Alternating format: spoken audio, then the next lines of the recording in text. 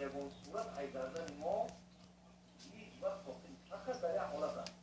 حالتی را که آدم بیهوش باشد. بیهوش در اختیار خودش نیست.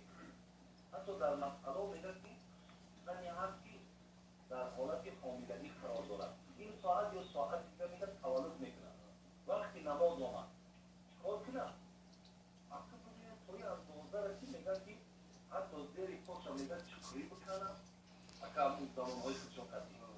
حالتی نشسته را میگه زنه قرار بگیره خب همون حالت نماز چکنه.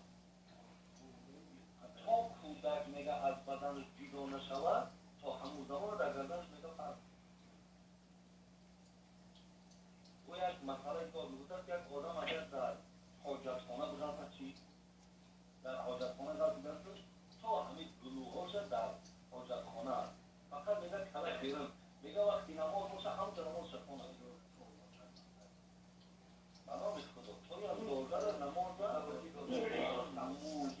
نماز مهمین نماز است که امروز بیان همه شرایط هر دو بی‌توفیقی همه شرایط خدا را شکر مهیایی شکمی بیشتر دارد نه تنه اینوز دارد همه شرایط مهیایی